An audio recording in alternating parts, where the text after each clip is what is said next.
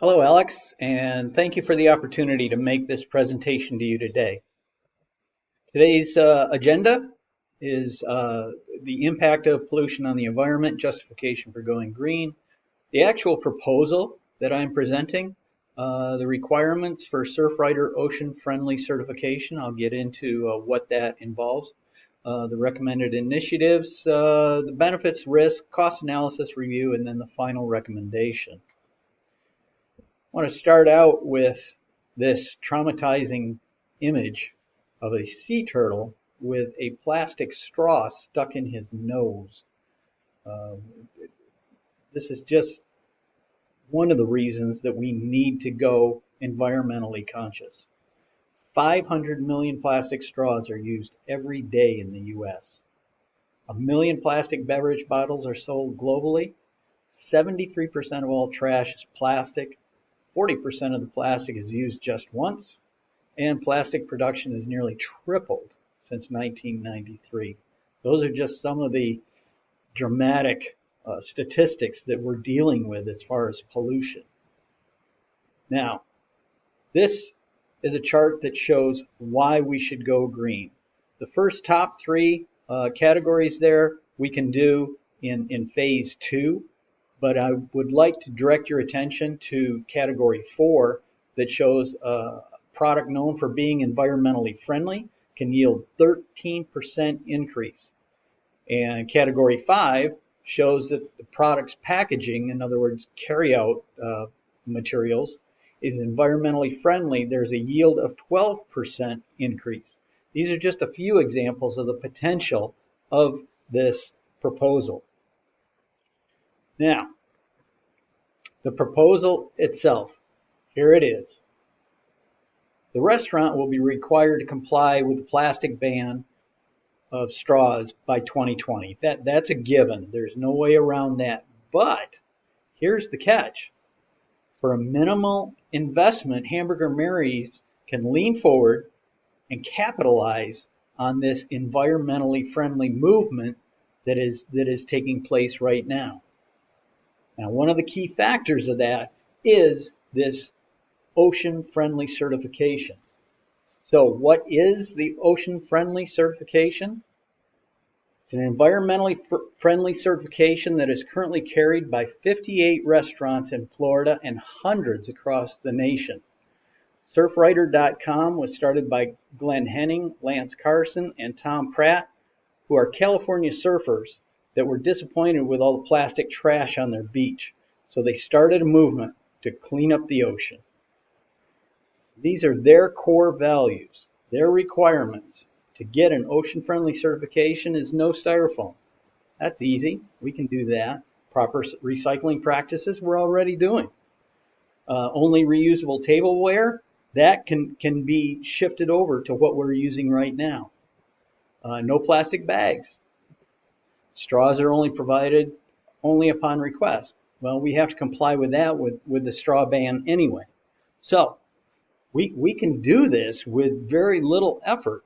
Now, there are 2 additional requirements from this list that we can choose from to get that ocean-friendly certification. It's not much of a lift. It's not difficult at all. Now, these are the incentives, initiatives that I have presented for the restaurant. So, change our single-use products to plastic straws. Well, we have to do that anyway. Change the plastic tableware, which is part of the ocean-friendly certification. Change the kitchen and restroom appliances to eco-friendly products. Reduce our water consumption by 25% in 1 year. Restaurants consume 2,500 gallons of water a day. Recycle our cooking oil. Right now, we just dispose of it. We can recycle that and turn it into biofuel. Apply for that ocean-friendly certification. And then start an advertising campaign to make the public aware of our efforts. This is key. This is very important. I'll talk about that in a little bit. So here are the benefits. The ocean-friendly certification could be a game changer for the restaurant. Change our image, upgrade the restrooms, make adds to the appeal of the cleanliness of the restaurant.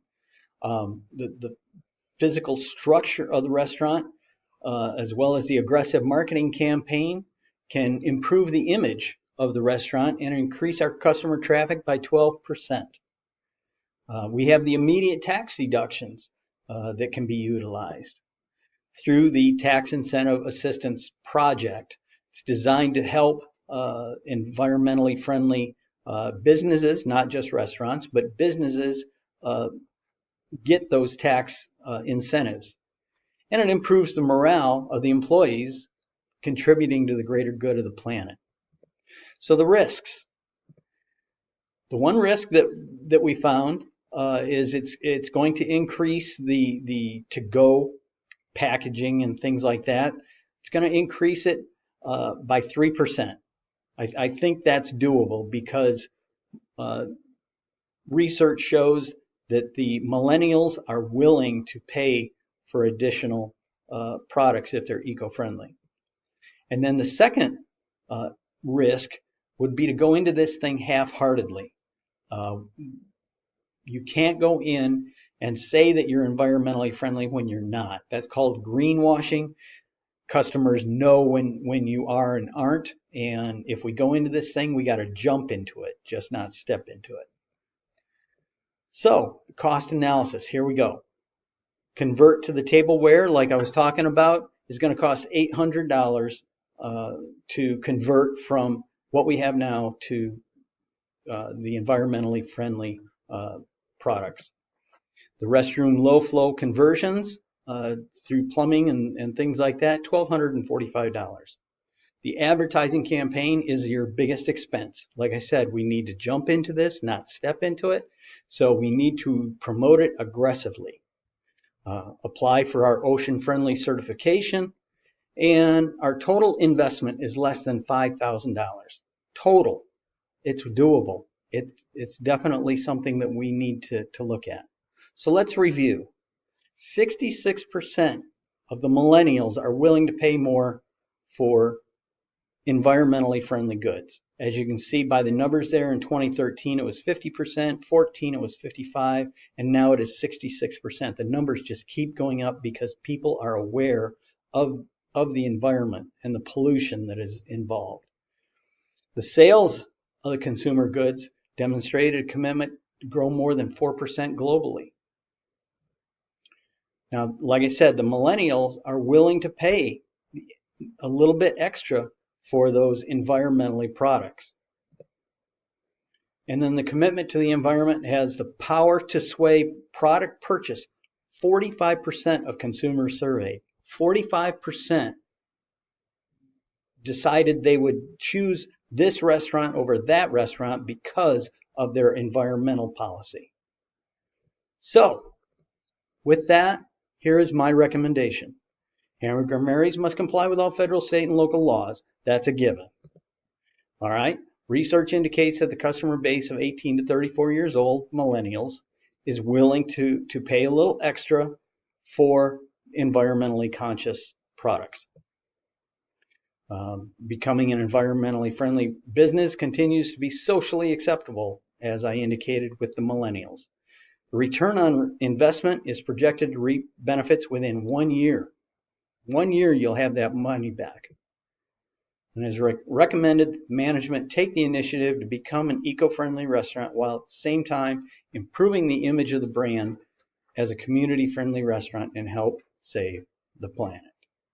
This concludes the presentation. Thank you for your time. Any questions?